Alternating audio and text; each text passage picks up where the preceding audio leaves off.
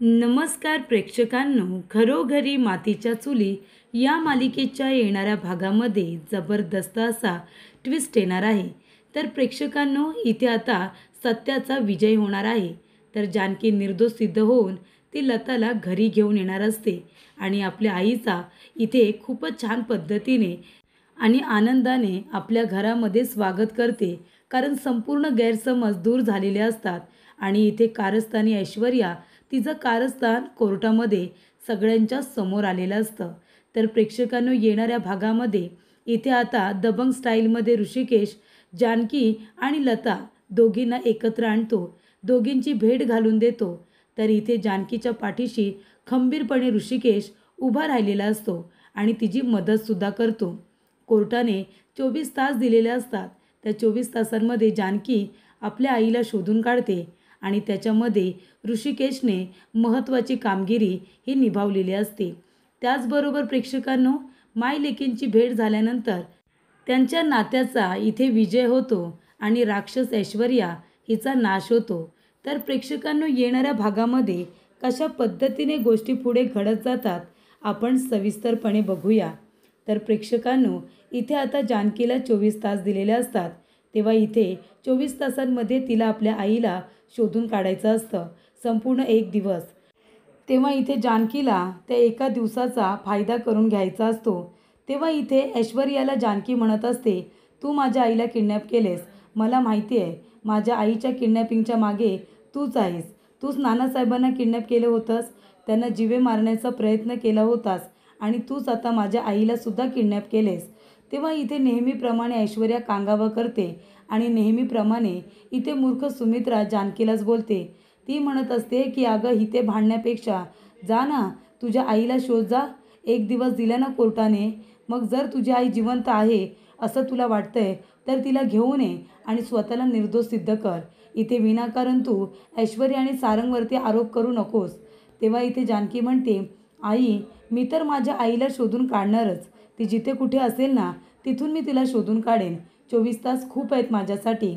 आणि तेवढ्यातच प्रेक्षकांनो, इथे आता गोडाऊनमध्ये जानकी एंटरप्राइजेसमध्ये लताला कोंडून ठेवलेलं असतं आणि तेवढ्यातच तिथे आता काही बॉक्सेस तिथले सॅम्पलसाठी जाणार असतात रणदिवेंच्या घरी। ते आता इथे लताला कळतं, तेव्हा लता आपल्या हातातली एक बांगडीचा तुकडा ते एका बॉक्समध्ये लावून ठेवते, जेणेकरून तिला असं वाटतं की माझ्या लेकीने जर माझ्या बांगडीचा हा तुकडा ओळखला तर तिला कळेल की मी इथे आहे म्हणून।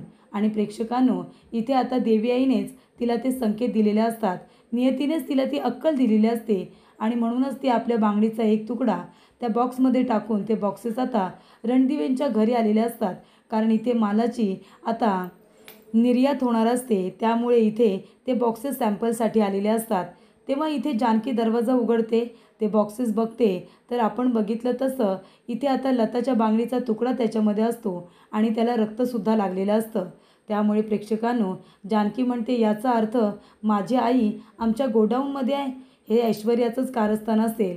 म्हणजे तिला असं वाटलं असेल की आम्ही मुळशीमध्ये आईला सगळीकडे शोधू, पण जानकी एंटरप्राइजेस या गोडाऊनमध्ये आम्ही काही जाणार नाही आणि म्हणूनच इथे ऐश्वर्याने माझ्या आईला गोडाऊनमध्ये ठेवलं असेल। तेव्हा प्रेक्षकांनो, इथे जानकी सुमित्राला काही न सांगता लगेचच आपल्या आईला शोधायला घराच्या बाहेर पडते। ती आता जानकी नावाचं जे गोडाऊन असतं तिथे आता जाते आपल्या आईला शोधण्यासाठी। तेव्हा इथे ऋषिकेश बघतो तर जानकी धावत पळत निघालेली असते। तेव्हा ऋषिकेश तिचा पाठलाग करायला सुरुवात करतो। जानकी नेमकी कुठे जाते, तिचा जीव धोक्यात तर नाही आहे ना, यासाठी तो तिचा पाठलाग करतच जातो। तर जानकी गोडाऊनपर्यंत पोचलेली असते आणि ती म्हणते, आई, अगं कुठे आहेस तू, आई सांग ना, तू कुठे आहेस। तेव्हा इथे लतासुद्धा तिला आवाज देण्याचा प्रयत्न करत असते, पण इथे लताचं तोंड बांधलेलं असतं आणि इथे आता ते नवरा बायको राणी आणि राजा दोघेजण जेवून छान असे झोपलेले असतात। तेवढं ते जानकी आपल्या आईला ओरडत येते। तेव्हा इथे लता काही बॉक्सेसला धक्का मारते आणि ते पाडते। तेव्हा इथे जानकी आपल्या आईजवळ पोचलेली असते। तेवढ्यातच तिथे राणी राजा दोघेजण येतात आणि इथे पिस्तूल जानकीवरती रोखतात आणि म्हणतात की लांब व्हायचं, मी तुम्हाला दोघांना कुठेही जाऊ देणार नाही आहे। तेव्हा जानकी म्हणते, तुमची हिंमत कशी झाली माझ्या आईला इथे कोंडून ठेवायची, कुणाच्या सांगण्यावरून केलं हे सांगा। त्या ऐश्वर्याच्या सांगण्यावरून केलं आहे ना, मी माझ्या आईला घेऊन जायला आले नाहीतर कंप्लेंट करेन ना तुमच्या विरोधात. तेव्हा ती माणसं म्हणतात, तुम्हाला जे काही करायचं आहे ते करा, पण आम्ही यांना सोडणार नाही. हिला आम्ही इथे किडनॅप करण्याचे पैसे घेतलेत, नाहीतर आमची मॅडम आहे ना ती आम्हाला सोडणार नाही, कळलं का तुला? तेव्हा इथे जानकी म्हणत असते, हे बघा, बऱ्या बोलानं माझ्या आईला सोडा, आम्हाला जाऊ द्या, नाहीतर मी तुमच्या विरोधात कंप्लेंट करेन. तेव्हा इथे जानकी म्हणते, त्या ऐश्वर्याला तर मी सोडणार नाहीच, पण मी तुम्हालासुद्धा सोडणार नाही. तेव्हा राणी राजा म्हणतात, तुला जे काही करायचं आहे ते कर, पण आम्ही इथून तुझ्या आईला कुठेही जाऊ देणार नाही. जानकी त्यांच्याबरोबर आता लढाई करण्याचा प्रयत्न करत असते, पण जानकी ही एवढीशी. तिला आता ते दोघेजणं पकडतात आणि तिलासुद्धा गोडाऊनमध्ये बांधून ठेवतात. इथे आता ऋषिकेश पाठलाग करत गोडाऊनपर्यंत पोचलेला असतो. तो म्हणतो, जानकी इथे आमच्या गोडाऊनमध्ये का आली आहे? तेव्हा इथे ऋषिकेशला संशय येतो. तो म्हणत असतो, कदाचित लताईंना इथे किडनॅप करून तर ठेवलेलं नाही आहे ना. तेव्हा ऋषिकेश त्या ठिकाणी येतो आणि काही माणसं आता आजूबाजूला फिरत असतात. त्यातल्या एकाला पकडतो आणि म्हणतो, कोण आहे आतमध्ये? सांग, कोण आहे आतमध्ये? तो माणूस काही बोलायला तयार नसतो. तेव्हा इथे आता ऋषिकेश त्याला बाजूला करतो आणि आतमध्ये येऊन बघतो तर काय, त्याला तिथे कुणीही दिसत नाही. कारण चारी बाजूने बॉक्सेस असतात आणि मध्ये जानकी आणि लता या दोघींना किडनॅप करून ठेवलेलं असतं. तेव्हा इथे ऋषिकेश, जानकी कुठे आहेस तू, असं म्हणत असतो. राजा राणी दोघेजणं लपून बसलेले असतात आणि इथे आता राजा आणि राणी दोघेजणं एका बाजूने येतात आणि ऋषिकेशच्या डोक्यामध्ये जोरात काठी मारणार. तेवढ्यातच ऋषिकेश मागे वळून बघतो आणि त्या राजाला पकडतो आणि त्याला इथे मारतो आणि म्हणत असतो, काय रे, ये, मला मारतोयस तू? सांग, माझी बायको कुठे आहे? कुठे आहेत लताई? खरं खरं सांग. तेव्हा इथे जानकी जोरात हाक मारते आणि म्हणते, ऋषिकेश. तिने इथे तोंडाची पट्टी कशी बशी काढलेली असते आणि ती जोरात ऋषिकेशला हाक मारते. तेव्हा इथे ऋषिकेश आता आतमध्ये जाऊन बघतो तर काय, 4-5 गुंड त्यांच्यावरती देखरेखीसाठी असतात आणि इथे ऋषिकेश त्यांच्याबरोबर 2 हात करतो आणि तिथून लता आणि जानकी यांना सोडवण्याचा प्रयत्न करत असतो. तेव्हा प्रेक्षकांनो, इथे आता पूर्ण रात्र होत आलेली असते. तेव्हा दुसरा दिवस उजाडलेला असतो. कोर्ट हा भरलेला असतो. सगळेजण जानकी, ऋषिकेश आणि लताची वाट बघत असतात, पण खूप उशीर झालेला असतो. ऐश्वर्या म्हणत असते, बघितलंत ना तुम्ही, जानकी गेली पळून, ती काय आता येणार नाही. तिनेच तिच्या आईचा खून केलाय ना. तुम्ही तिला 1 दिवस दिलात, तो द्यायलाच नको होता. आता काय झालं, शेवटीला जानकी पळून गेली ना.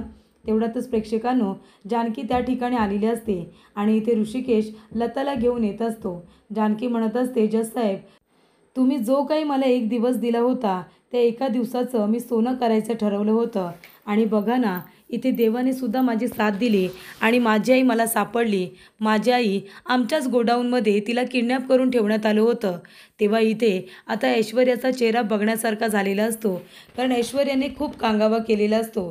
पण शेवटीला प्रेक्षकांनो, इथे आता जानकीने आपल्या आईला सोडून आणलेलं असतं आणि मग इथे त्या गुंड लोकांना गोडाऊनमध्येच बांधून ठेवण्यात आलं होतं. तिथे गेल्यानंतर पोलिसांना इथे आदेश देण्यात येतात की त्या गोडाऊनमध्ये जाऊन त्या गुंड लोकांना इथे अरेस्ट करा आणि त्यांनासुद्धा इथे चौकशीसाठी घेऊन या. तेव्हा प्रेक्षकांनो, लताला विचारलं जातं, तुम्हाला किडनॅप कुणी केलं होतं? तेव्हा लता म्हणत असते की मला ऐश्वर्याने किडनॅप केलं होतं आणि मला इथे पार्वती बनून घेऊन येणारी सुद्धा ऐश्वर्याच होती. तेव्हा तुमच्यावरती विश्वास कसा ठेवायचा? तेव्हा इथे पार्वतीने जी काही डायरी लिहिलेली असते ती लता आता कोर्टामध्ये सादर करते आणि म्हणते की ही पार्वती परषोत्तम रणदिवे यांनी लिहिलेली डायरी ही मला ऐश्वर्याने दिली होती आणि तिचं पात्र साकारायला सांगितलं होतं. मला पैशांची गरज होती म्हणून मी हे केलं, पण नंतरला ह्या कुटुंबाला मला उद्ध्वस्त करायचं नव्हतं आणि मी पळून गेले. तेव्हा या ऐश्वर्याने मला पोलिसांची धमकी दिली आणि मला परत घेऊन आली. तेव्हा लताने ऐश्वर्याचं संपूर्ण कारस्थान सांगितलेलं असतं. कशा पद्धतीने तिला रणदिवे कुटुंब उद्ध्वस्त करायचं आहे हे लताने सांगितलेलं असतं. तिला इथे जानकी, त्याचबरोबर सुमित्रा, नाना, ऋषिकेश, सौमित्र या सगळ्यांना रस्त्यावरती आणायचं आहे आणि संपूर्ण प्रॉपर्टी स्वतःच्या नावाने करून घ्यायचे आहे. हे जेव्हा इथे लता सांगते तेव्हा तिला किडनॅप करणारी आणि संपूर्ण घर उद्ध्वस्त करणारी जानकी नाही तर ऐश्वर्या आहे पुन्हा एकदा सिद्ध झालेलं असतं आणि सुमित्रा तोंडावरती पडलेली असते. त्यानंतर प्रेक्षकांनो, इथे आता सगळेजण आनंदी होतात, कारण जज साहेबांनी निकाल दिलेला असतो की जानकी रणदिवे हिची काहीही चूक नाही आहे म्हणून ती निर्दोष सिद्ध होते आणि हे सगळं घडवून आणणारी ऐश्वर्या रणदिवे आहे. त्याच्यामुळे इथे आता कोर्ट तिला 5 वर्षाची सक्त कारावासाची शिक्षा सुनावत आहेत. असा जज साहेबांनी निकाल दिलेला असतो। त्यामुळे प्रेक्षकांनो इथे जानकी ऋषिकेश यांना फारच आनंद होतो। तर इथे आता जानकीला निर्दोष सिद्ध केलेलं असतं। जानकीला आपली आई मिळालेली असते आणि ऐश्वर्याने आत्तापर्यंत जे काही डावपेच खेळलेले असतात, जे काही तिने प्रयत्न केलेले असतात, त्याच्यामध्ये तिला जरी तेव्हा यश मिळाले असेल तरीसुद्धा तिच्या पापाचा घडा इतका भरलेला असतो की तो आता इथे फुटलेला असतो। त्यामुळे ऐश्वर्याला तिच्या गुन्ह्याची शिक्षा मिळालेली असते। तेव्हा इथे सारंगसुद्धा तेवढाच गुन्हेगार असल्यामुळे त्यालासुद्धा तिच्याबरोबर आता शिक्षा भोगायला पाठवलेलं असतं। त्यानंतर प्रेक्षकांनो इथे आता जानकी पुन्हा एकदा मानाने घरामध्ये येते। इथे सौमित्र थाटामाटामध्ये त्या दोघांचं घरामध्ये आगमन करतो। तेव्हा इथे जानकी आपल्या सुखी कुटुंबासाठी, सगळ्यांच्या कल्याणासाठी इथे आता पूजा ठेवते, अभिषेक करते। तर इथे पुन्हा एकदा तिचं घरामध्ये जय्यत पद्धतीने स्वागत झालेलं असतं आणि प्रेक्षकांनो इथे जानकी ऋषिकेश पुन्हा एकदा एकत्र आलेले असतात। जानकीला आतापर्यंत सगळेजण अनाथ म्हणत असतात, पण इथे तर आता ती अनाथ नाही आहे हे सुद्धा सिद्ध झालेलं असतं, कारण जानकीला तिच्या हक्काची आई मिळालेली असते। त्यामुळे प्रेक्षकांनो शेवटीला मायलेकी एकत्र आलेले असतात, त्यांचं नातं जिंकलेलं असतं आणि खोटी ऐश्वर्या राक्षस तिला तिच्या गुन्ह्याची शिक्षा मिळालेली असते। नियतीने तिचा नाश केलेला असतो आणि इथे जानकीने आता खूपच चांगल्या पद्धतीने ऐश्वर्याचं कारस्थान सगळ्यांच्या समोर आणत तिला तिच्या गुन्ह्याची शिक्षासुद्धा मिळवून दिलेली असते। त्यामुळे प्रेक्षकांनो सुमित्रा पुन्हा एकदा तोंडावरती पडलेली असते। जेव्हा इथे आता लता संपूर्ण सत्य तोंडाने सांगते तेव्हा सगळ्यांना कळतं की लताची एवढी चुकी नाही आहे, तिला हे सगळं ऐश्वर्याने करायला सांगितलं होतं।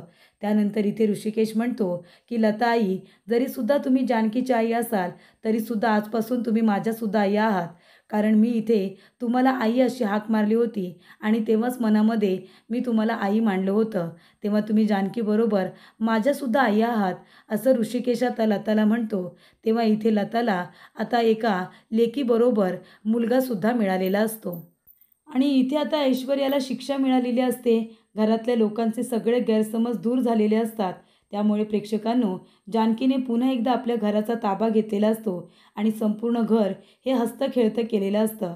पूर्वीसारखी पुन्हा ती सगळ्यांची काळजी घेत असते आणि आपलं कर्तव्य बजावत असते। तर इथे जानकी पुन्हा एकदा घरातली सून असल्याचं, इथे आता लताची लेक असल्याचं, ओवीची आई असल्याचं आणि ऋषिकेशची बायको आणि सौमित्राची वहिनी असल्याचं कर्तव्य पूर्ण करत असते आणि आपलं घर पुन्हा एकदा बांधून ठेवते।